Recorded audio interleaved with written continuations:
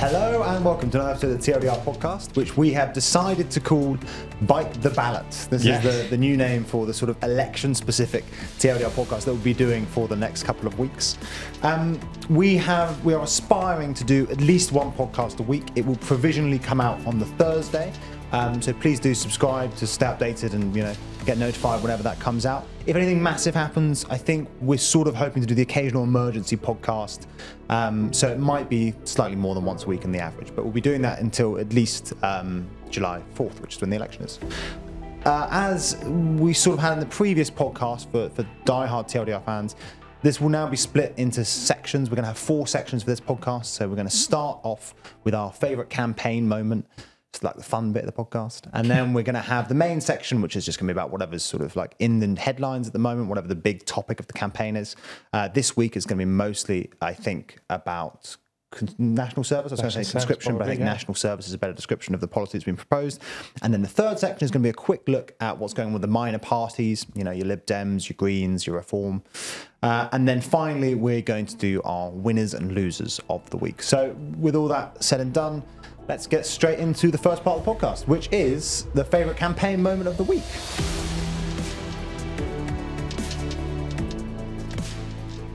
So, Ben, why don't you go first? What's your favourite campaign moment? Well, there were a few to choose from. I still quite like from the actual day that it was announced, the boombox playing Things Are Going to Get Better. I think it was quite good as like a protest thing goes, not making any like comments on the parties themselves, but just as a form of like protest, I guess. I think it's been utilised previously, and I think it got quite a lot of attention. It was Steve Bray. I mean, he is such a pest. He's from done the Tories' perspective. Before, It's 5 years now, and he's still just parading around Westminster. Yeah, that speaker system. He's got a lot of use out of it. Apparently, they only stopped playing it because like the rain, broke the speaker or something. They didn't get moved away. They could have just kept going the whole time. They got the key. Like it was working when it mattered most, didn't it? So Sunak should conscript him. Just get him done. Rory, what about you? Well, are you going to choose one, by the way? I'm not, if that's okay. Okay, well, I deliberately didn't choose one that now I feel I should choose because I thought Ben was going to choose it. Go for the one you're thinking of. Ed Davey falling off a paddleboard multiple times on Lake Windermere. Great moment. It's one of these things, we were talking about this earlier, that people like Rishi Sunak, Keir Starmer, they are at risk of having what people often call the bacon sandwich moment, things that are usually quite unfair. Photos or videos that explain the bacon sandwich thing. Ed Miliband, Labour leader in the 2015 campaign, he was eating a bacon sandwich pretty normally, but they took a load of like instant photos of him doing it and chose the one where he looked badly and put it on the front page of the Sun. His mouth was quite wide. It was, but I don't think any of us could look good doing it. But anyway, so yeah, these kind of moments where these slightly awkward or embarrassing things get captured on video or in photos, but I think for the Lib Dems and Ed Davey in particular, these kind of moments of like falling off a paddleboard, they actually love those kind of things because it gets them in the headlines and reminds people that you can vote for us as well. It's not just Labour and for people who haven't seen the clip, by the way, it's going to be on screen, surely. Well, he clearly loves it. I mean, he falls in about 5 times. It gets more and more slapstick every fall. Yeah, it really does. It's so that's probably one of my favourites of the week. I think the key difference here is that if you're sort of leaning into the bit, I think people can sort of tell, and he was, and therefore it's funny. Yeah. Whereas if it doesn't seem like you're in on it, then it's a bit tragic and people sort of mock you for it. I think that's the key distinguishing thing. I said I wasn't going to have a favourite one, but I think my favourite moment actually has been, it's reminded me, it's been the TikTok battle between Labour and the Conservatives over national conscription. So national service, I keep saying conscription, national service, which is the policy that we're going to talk about in a second, but Rishi Sunak sort of soft launched a couple of days ago. And Labour immediately came out with a whole load of pretty good memes, to be fair, on TikTok. And Sunak hit back with, I mean, it wasn't very social media. It was like a sort of like formal explanation of like what actually the policy would involve. But I think it was a good effort to sort of like create some distance between him and Labour. Do you see what I mean? Like, I think his point there was like, look, they do memes, I do serious little straight to camera. Here's what it is. Yeah. And I think that takes us quite nicely onto the next bit of the podcast, which is about national service. So I think just for a little bit of context, the campaign kicked off on Thursday last week? Yeah. The Tories had 2 days of campaigning. And then I think on the Sunday, they took a day off. Saturday. The Saturday they took a day off. And I think that's broad interpreted as basically them trying to regroup after a series of, I think it's fair to describe as gaffes. I think Sunak's in a bit of an unfortunate position now where like the media's only looking for gaffes. They're not really listening to anything he says. He's become a bit of a meme politician. And so now even stuff that I think which wouldn't normally treat as a gaffe, like that photo of him in the airplane with the exit sign, that's like quite a normal photo. But the media was going like, oh, ha, ha, ha. I mean, look at the sort of subliminal messaging here. But yeah, there were a series of gaffes. I mean, there was the thing about Wales. He went to Wales and he said, are you guys looking forward to the Euros? And Wales haven't qualified. Is he looking forward to all the football? Not so much my bag. And then he went to Northern Ireland and got photographed in front of the Titanic quarter. Yeah, exactly. Yeah. And everyone was like, you sinking ship and all that sort of shenanigans. And they took a day off. And then after a day of sort of like collecting their thoughts, basically their response, their reaction was to soft launch this policy, which they use the language of national service. I think when they talked about it, it sounded a lot more like a lot of people were going to be going into the military. But actually, according to the sort of very short policy document that accompanied the announcement, 30,000 18-year-olds would go into the military, base 5% or something like that. And the remaining 95% would do basically some voluntary service 1 weekend a month. For a year. Yeah, for a year. And I say voluntary service, I mean, it's not really volunteering, is it? Because it's mandatory volunteering. So it's voluntary in the sense that you're not paid. Yeah, there you go. And so, yeah, that's what the policy is. How do we think it went down, basically? How do we think that people responded to it? Because I think the media's attention was overwhelmingly negative. But do you think that's how it landed with the public? It's difficult. I think with the vast majority of the public, and there was some polling done by YouGov last year on this exactly, to the point where I'm actually suspicious that they looked through the list. Because basically YouGov did they polled people and went through different forms that national service could take. So it ranged anything from mandatory 12 months of military service for young people, all the way to voluntary national service that lasts 1 month. So his actual proposal lies between those two things. And they polled that. They polled the exact policy. And overall, on the aggregate, people disliked the policy. They disliked it more than they liked. I can't remember the exact number, but it was on the whole, people disliked it. Disapproval. Net disapproval. But if you look into specific groups, those that voted Leave, those that voted Tory in 2019, and those that are 65 plus had positive support. There were three of the main groups that supported it, with, I think, Vote Leave having the strongest of, I think it's plus 11%, I think. So it makes me ever so slightly suspicious that they were looking through this sort of like this polling and they saw that it resonated with a very specific type of voter. So I think on the whole, I think the public don't support it. I think that the reaction probably is representative of the wider public. But I don't think the policy is designed to appeal to the wider public. I think Sunak knows that he's going to lose this election. I think he knows that he's 20 points behind. I think what he's focusing on now is shoring up the base, making sure that he doesn't drop below a certain line in terms of polling. And I think that this policy is deliberately designed to target those voters. It's designed to target those that vote Tory. It's designed to target vote leavers who might move to Reform UK. And it's designed to target the over 65s. So I think he's just trying not to drop below a certain baseline in terms of voting. I think that's what this has been designed for. Yeah, because I mean, it's worth stressing, especially to our international audience, quite how significant the over 65 vote is for the Tories. I mean, I think in 2019, it was something like plus 50 in favour of Boris Johnson. I mean, that basically implies that like 70% of them were voting Tory and 15% were voting for Jeremy Corbyn. And that has shifted massively in the last couple of years. And I think basically there's been about a 15-point swing to Labour, but an even bigger swing to Reform. So if you look at that national level polling that says that 15% of Brits are planning to vote for Reform, a significant fraction of that, something like 25% of 60, it's composed of 65-year-olds, something like 25 to 30% of 65-year-olds and up are considering voting Reform. And so obviously Sunak is trying to like bring that back into the Tory camp. That's also, I mean, I think you're right, because that's also consistent with the more recent policy announcement we had yesterday, which is, you want to spell it out for us? So yeah, it's been. No, I don't want to talk about the quadruple lock. Yeah, this is Ben's personal passion, I think. Yeah, it's been dubbed the quadruple lock.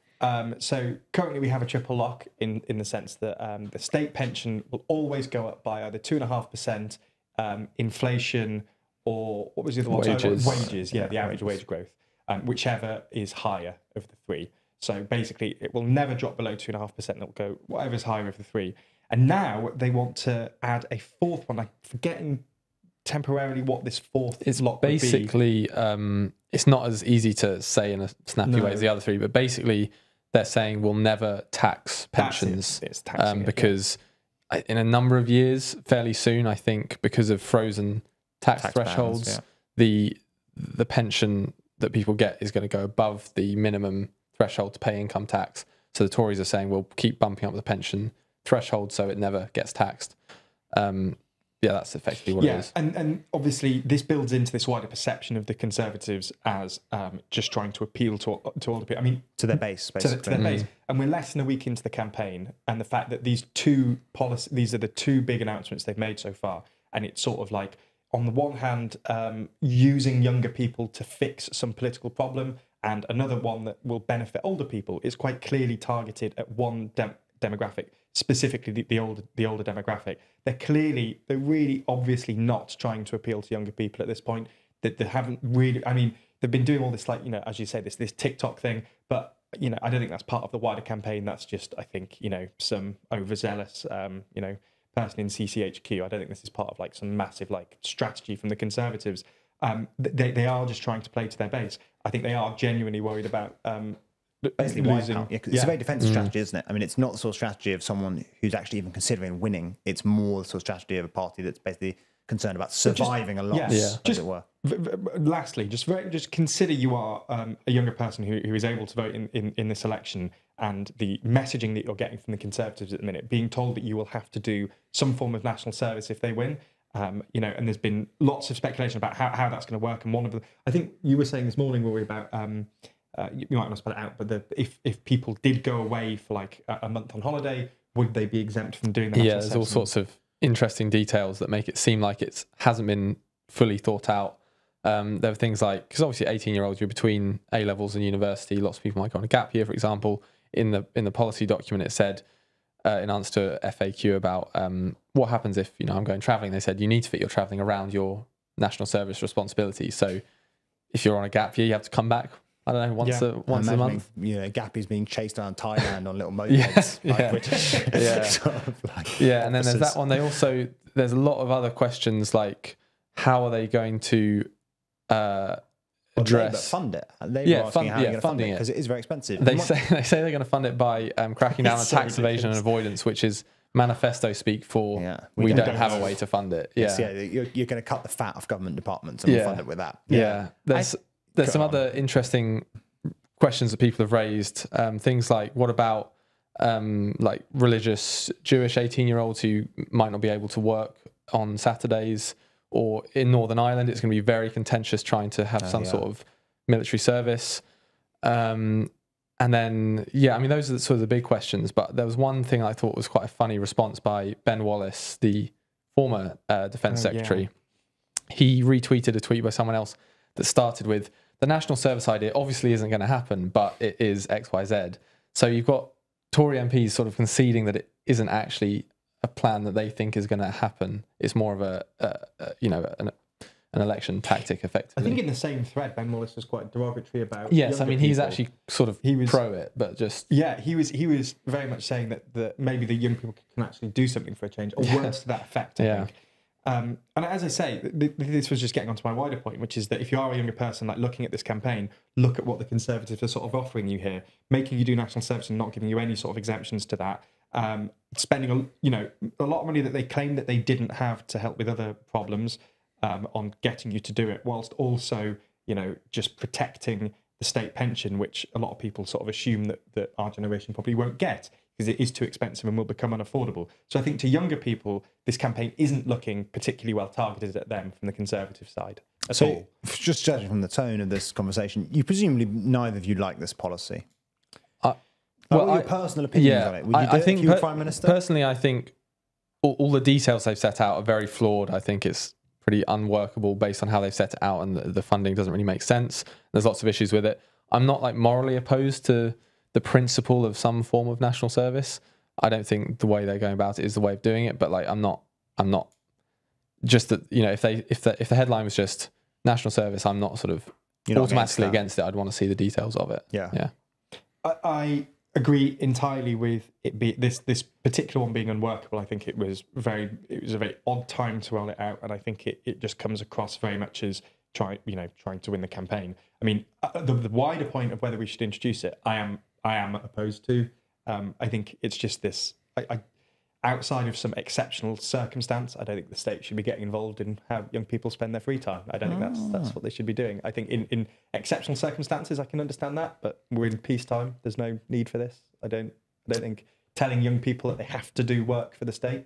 Yeah. Well, I think what's interesting is that there are sort of two policies here, aren't there? I mean, the one is about volunteering, and one is about like civic service in some sense, and then it was sort of folded into the military thing. And I think these are actually two quite separate policies, because the country that Sunak cited in basically trying to make the argument for national service was Sweden. He said, Sweden, where they have conscription, essentially, it's very, very popular amongst Swedes. And this is what's known in the policy discourse as the Scandinavian model. And it's basically, I think it's often really misinterpreted. What this is that every year, sort of every 18-year-old in Sweden, or actually not quite everyone, but most of them, take basically like an IQ test, and if you perform well on that, you're then invited to do some physical tests, and then if you do succeed in those, about 5,000 18-year-olds end up in the army. Tiny number. I mean, it'd be about the same as the 30,000 who end up in the UK. But it's not mandatory in the sense that Sunak was talking about. Like Sunak is talking about sanctions for people who don't do it. The thing with the Swedish test is that technically it's mandatory. You have to take the test, but obviously you can just flunk the test if you don't want to do it. And it's been, but the national service has been, it's a cultural thing. It's been embedded in certain parts of Scandinavian culture for years, and it's a high status thing. It's the sort of thing that people actually do want to do. It's the same thing in Norway, for example. Teenagers are really enthusiastic about it because if you make it, it demonstrates that you are in the top few percentage of sort of like, IQ, smart, physical human beings. I read a statistic today about it, saying that I think the acceptance rate to that is about 10%, which is lower than Oxford University, which is about 12 or 13% for applicants for the Swedish. No, they're very, very competitive. And then also, it's actually quite a prestigious employment route. Like if you come out of the Swedish army, employers know, oh look, this is a smart, competent guy or girl. I don't actually know if it's gender neutral, but it is now. Yeah. But there were two separate policies, my point here, and they focused quite squarely on the volunteering one.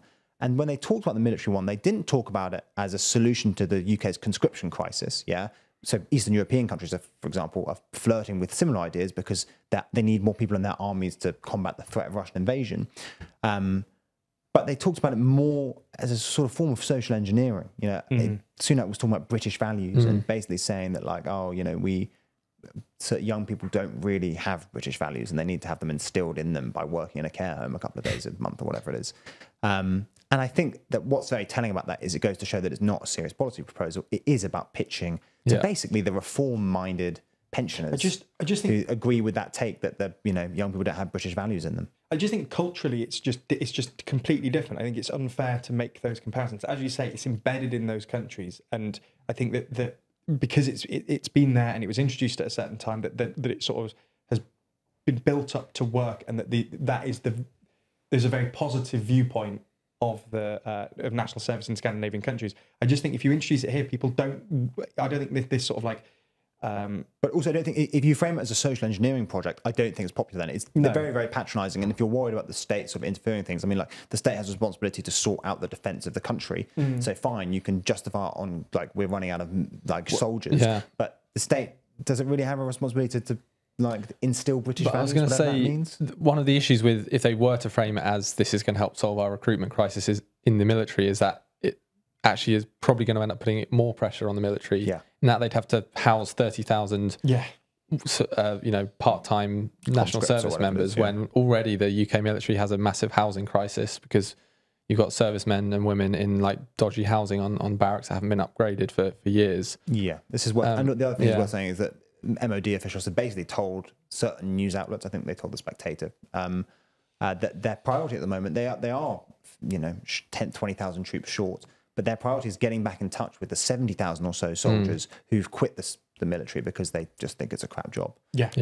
And so they're not in favour of this either. So basically, all in all, we agree that like it's a slightly silly policy, and at least the details don't really work out. I think that's the thing here, in that like it's clearly more politics than practicality? I think it's just that doing it now, you're sort of jumping the gun slightly. I think if you want young people to feel more of an attachment to the UK or to Britain, then you need to fix some of the problems that they care about first, then look into this. I think if you just push people into doing national service when they feel like their government isn't sorting things like the housing crisis, will just make them sort of resentful. Like, you're not doing your part, but you're expecting me to do mine. Like, I think if you're going to do this, I think this is why it differs from the Scandinavian model, is that you need to feel like your government is doing something for you as well. And I feel like that it's not that they're both doing something for each other. I think for young people, especially at the minute, and especially if you're making this announcement alongside this quadruple lock, it can very, I can see this sort of like bitter resentment coming in for young people, because the Conservatives, they haven't made any promises on housing in the campaign yet. They've not made any sort of big promises to build more houses. They've not made that a central part of the campaign. They haven't really made any policies yet for young people. So let's stick on the national service thing for now, though. But yeah, the good point on the housing. But the last thing I'll ask then on national service is, do you think it will work?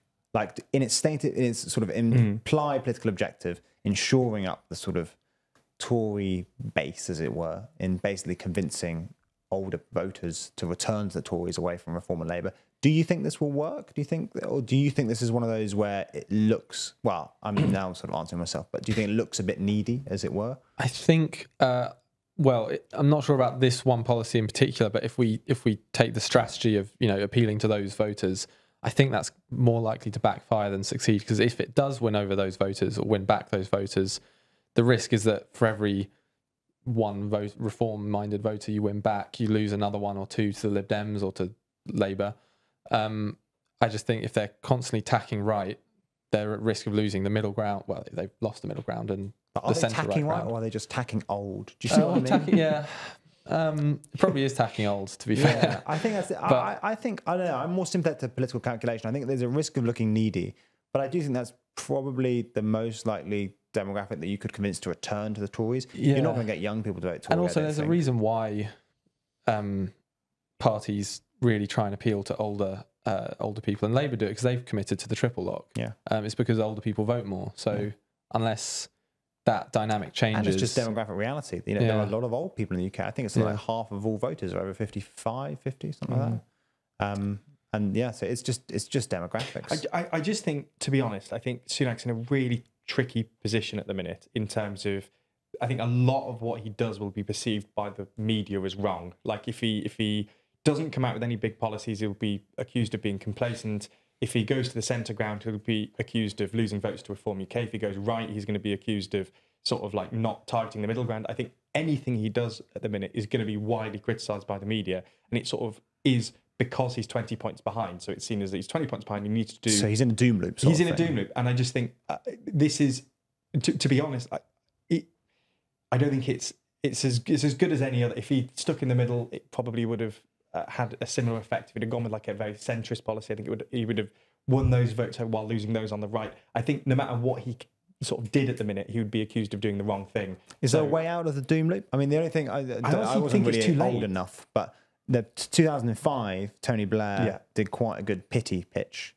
People being so mean to me about Iraq, so unfair, but seemed to work a bit. He sort of like took on all the negative coverage and then sort of let it absorb, and then came back towards the second half of the campaign. I think the difference is that he had some... Well, he's Tony Blair. Yeah, well, he's Tony Blair, and also he had some things that he'd done outside of sort of Iraq. Like, he had like some quite big policy things he could point to and say, look, Iraq is Iraq, and you have your own views on that, but look at these other things we've done. And I'm not saying that the Tories don't have that. I'm just saying that they've not done that yet. They haven't sort of like said, look at these things we've done in the last 14 years.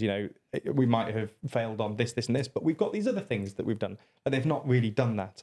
So to be honest, just to the question of like, do I think they can get out of the doom loop? I just think it's too late. I think they've only got like 6 weeks. It's not long enough to like to build this sort of like image of the party around a certain thing. Like, so if they're stuck in a doom loop, if you think then they're stuck in the doom loop, they can't get out, that would imply that the polling will probably get worse for them. You would think. I do think. Yeah. You think so? You think the poll's going to get worse? So they're 20-something points behind, and you think that gap will widen? I think that they're probably they'll hold or get. I don't think it's going to improve massively. I think there is some people have suggested that it's going to tighten. I'm sceptical about whether it's going to tighten significantly. I think it might tighten a tiny bit if Reform drop down a bit Tories pick up a few points from them, but not to the point where it's a significant difference between Labour and Conservatives. But I suppose if the Conservative Party are thinking that they're in a doom loop, then the way that to get out of that is to just shore up their base and their supporters to try and win enough seats that it's a good baseline for the next election or the one after that, rather than just spiralling out of control. But yeah, I mean, to be fair, it's worth mentioning that in whatever it was, 2017, people were talking about the death of the Labour Party, and now we're looking at a 200-seat majority or whatever it's going to be. I think that takes quite nicely onto the third part of the podcast, talking about minor parties. So you mentioned reform there. I think the thing that's interesting about reform at the moment is that even though Nigel Farage has said he's not going to be sort of like formally a part of it or running as an MP, he's not going to run as an MP. He's still sort of in campaign mode. Like he's making a lot of noise. He challenged Rishi Sunak to a one-on-one TV debate solely about immigration, which very arrogant to be someone who's not even standing in Parliament to challenge the actual Prime Minister. This is a Prime Minister, by the way, who had a little chit chat with Elon Musk and basically asked him for a job. So I'm going to make a hot take here and suggest that I don't think that debate's going to happen. No. I think Rishi Sunak might say no to that. I think the big news in the last week with smaller parties is Farage announcing he won't be standing as an MP. I think that is good news. It might be one of the only bits of like quite big good news for Sunak in the last week, But it hasn't. I think when that news came out, there was probably hope in Tory circles that not standing as MP would basically mean shipping off to America and focusing your efforts on Trump. But that's not really what's happened. I mean, he has been constantly in the headlines for the last couple of days, or at least the Twitter headlines. He did a press conference in front of a lectern that said Rishi can't stop the boats or something like that. Which just gives you a sense of where Reform are going to go in this election. What do you think his thinking is? Like, why has he gone for... He's not running as MP, but he's not formally attached to them, but he is still in campaign mode? I think it's because he does actually just want to go and do the Trump stuff in the US. Do the Trump stuff. Go and campaign for Trump in the US. But he obviously does feel a sense of... he is the is it honorary president of Reform UK? He's the founder. Like, I think he realizes he can't just like cut it dry. But like, I think it's quite good. Now we're talking about it, I think it's quite a good strategy in a way. I mean, it sort of keeps his powder dry, like gives him a bit of flexibility. But if he can continue sort of pushing that Reform vote up a little bit by doing sort of presidential style media appearances, he can stick around. He did also say that it's basically he's not going to be running this time, but he's very much either said directly or hinted heavily at the fact that he'll be running in the next election. Really? Does he? Yeah, the next time round. And I think he's basically been saying he's got one more like big thing that he can do. And I think he was saying next time is the time. Because if he's not running in a constituency to be an MP, he can just be the figurehead for Reform. Because Richard Tice is the leader, but he's running in, I think it's Boston and Skegness. And if he wants to win that, he's going to have to be in the constituency a lot. So Farage can take the role of effectively the leader of the party. Yeah. That's, by the way, one of the things I think is underappreciated about the Tory issue at the moment is that so many otherwise big beasts are genuinely having to fight quite tough ground battles in their constituencies. Jeremy Hunt is out and around in Cheltenham. Is it? No, it's somewhere in Surrey, I think. Yeah, but he's fighting a ground game, going door knocking, and he's not able to do the sort of like national TV appearances with Sunak. Do you have anything else you want to say about smaller parties? Not. I think that's. For me, at least, that's the big one. I had something I was going to say about the Lib Dems, but did he fall in a lake? No. This is very niche to my own personal interest, but I thought it was worth bringing up. I was looking at the Britain Elects forecast, where they forecast each constituency, and the town I'm from, Chelmsford, from my entire life and for decades before that, has been very conservative, very blue. And the whole of Essex has been as well. But in this Britain Elects forecast, Chelmsford's forecast to go Lib Dem, and a number of the coastal seats in Essex are forecast to go to Labour. And Essex, I think, has been called something like, the sort of conservative heartlands, or like, I think the Essex man was one of these conservative archetypes that was used in one of these elections. But I think that just really, at least to me, made me realise just how bad it could get for the Tories if they're losing these kind of areas. Was this an MRP poll, or was this just... No, this is just the Britain Elects like regular forecast. I don't know exactly what it's based on, but... I think it's like aggregates of normal polls. I don't think it's an MRP poll. Okay. Yeah, I think we talked about this in a couple of other videos, but I think, you do have to start thinking about sort of actual death of the Tory party at a certain point. I mean, if you're right about the doom loop thing, if you lose by 20-something points, you probably fall below the 100-seat threshold. Yeah. Don't you? You do. And at that point, that is really grim territory for any party. I think you mentioned in one of your videos the Canadian Conservatives suffered a similar experience in the 90s, was it? Yeah, and they died. And then they end up being subsumed by that party to the right of them, and then that became a whole new thing. Also called Reform. Really? Yeah. That's good. Yeah, I think that's everything for smaller parties. Then we're happy with that. Yeah.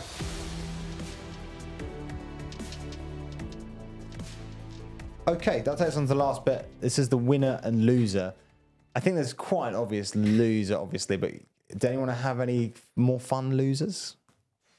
I thought about saying Richard Tice because Nigel Farage wasn't going to stand. But having just had that discussion, I now think actually having Nigel Farage not standing but being able to act as the figurehead leader is actually quite good for reform. So I don't think Richard Tice does. The only fit as a loser. I could think to throw in the ring is John Swinney, because he's only just been elected leader of the SNP in pretty bad circumstances, and now he's been thrown into a general election campaign, and he's probably going to lose quite a number of seats in Scotland.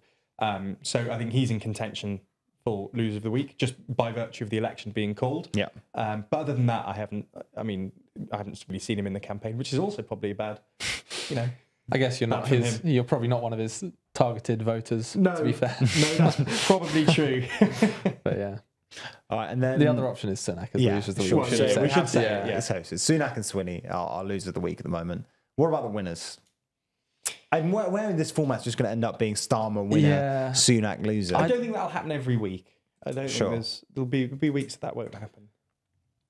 But are we saying this week? I think it is this week. It's just I guess if we're basing it on how the first week or almost the first week of the campaign has gone, Starmer's had a better time than Sunak. Yeah, he has. And he's not had any big gaffes, really. I mean, Sunak, we've named quite a few, but I can't think of anything really that Starmer's done in the last week that could count as a gaff. I think he is, Labour and Starmer are really going to benefit from the media narrative that has already set in days in, which is that Sunak is incompetent and they're looking for any little moment they can sort of point to, and Starmer is Prime Minister in waiting and all that type of thing.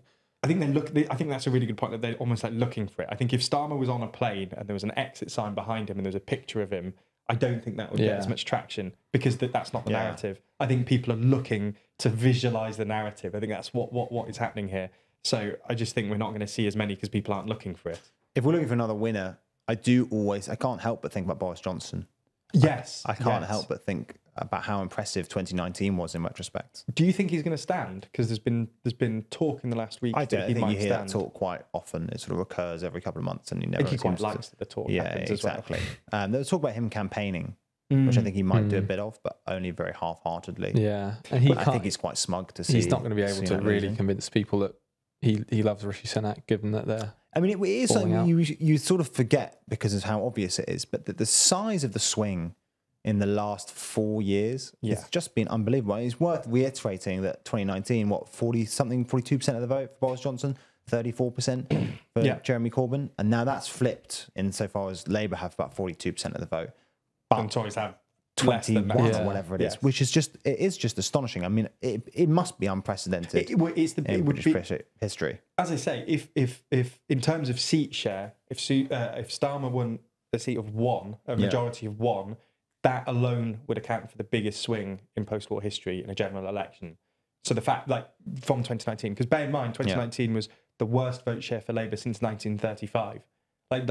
This is worth reiterating. It's mad. We forget it, but it is obscene. The swing is it's the transformation in British politics in just 4 years, and the quiet transformation. 4 years? No, 5 years. 24. Oh my God, time flies. Yeah. So 5 years basically. It's just ridiculously quick. Yeah. But it's just so much has happened in the last 5 years. I think that's it. I mean, I think we've lived through what would have normally been 2 or 3 different sort of 5-year chunks just in one. I mean, think back 5 years ago and where we were, and everything that's happened in the last 5 years. I mean, we've done cost of living, pandemic, all the stuff pre-pandemic with Johnson and Brexit. We've done all of that in one 5-year chunk. So it is unprecedented, but I think there's just an unprecedented amount of things have happened. Yeah, I also think one of the other things, I think it's, maybe we should finish up here because we're now just going to start wangling on about history. But I'm here for that. Let's carry on. I don't know if they're here for it though. No, this is true. But one of the things I'm more and more persuaded by, one of the sort of like analytics that really, or like framings that really convinces me these days, is that Brexit was just the perfect crutch for the Tory party. I think there were some really structural issues facing the Tory party that have probably been apparent from really David Cameron onwards. I just think fundamentally, like, small c fiscal conservatism is not really, it doesn't really work in an era of very low growth. And the Brexit just provided this perfect, albeit temporary, crutch. Yeah, it really did. And in a way, actually, sort of so did Scottish independence for a bit. Fed Scottish independence. It was something that sort of united because they're quite the factions had really sort of already started to set in, but those two things sort of united them. Like, even if you're a centrist two Tory, referendums, wasn't it? Yeah, if you're a centrist Tory or a right wing Tory, you support like the union. Yeah. And if you're centrist for Brexit, you can agree, maybe I don't want Brexit, but we voted we should just leave. Yeah. And then you've got those like diehard Brexit fans, and that united them. Yeah. So you had those two things united. You don't have that anymore. So But you're just also having these two factions constantly in tension. But even amongst the electorate, you know, if you're a unionist, as most British voters are, then you are going to be more likely to vote for that party that can best protect the union, which for most of recent history has been the Conservatives, because they've always been telling, you know, if you vote Lib Dem, you're going to seek to let the SNP in. If you vote Labour, you're going to get an SNP Labour coalition, which will mean another independence referendum. And, you know, if you're pro-Brexit, which at least for a bit of time, you know, majority of the British public were, actually probably quite a long period of time, because even though it's 52-48, I think that the number of people on the second referendum was pretty low. Then you're also going to vote Conservative because they successfully framed themselves as the only party that could do Brexit. Exactly. But those maybe, I mean, it's one of those things like, what is normal politics? But it does feel like those two events, those two referendums, were sort of breaks from the British political norm, and we've sort of reverted back to normalcy.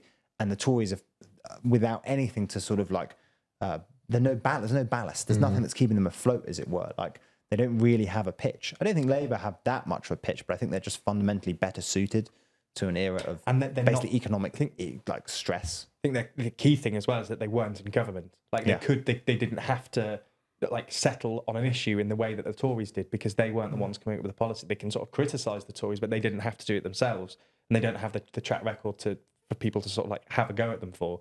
So I think that actually helped quite a lot. Yeah, obviously, being in power 14 years is tough as well. Yeah. Well, yeah. Yeah, I think I guess the interesting thing is to see how long Labour can hold on, assuming that they do win. Yeah. Where the factionalism also sets in, because the Labour Party historically have also been quite bad for that. That's true. I think that is everything. Yeah, we've got a lot to look at in the next few weeks. We do have a lot to look at. So again, just to reiterate, I think we will be aspiring to one a week, nominally coming out, I think, on Thursday or towards the end of the week, Thursday, maybe Friday. But if something massive happens, which I think is quite likely at this point in time, I mean, the campaign can go one or two ways. Either it's going to go really boring and we're just going to accept that it'll be a Starmer win, or I think it's really going to kick off. And if that does happen, we will be doing emergency podcasts. So please do subscribe and, you know, just check up on us, see how we're doing. And thank you for watching. Yeah, I'm looking forward to doing this a bit more. Yeah. Glad we killed the podcast when we did.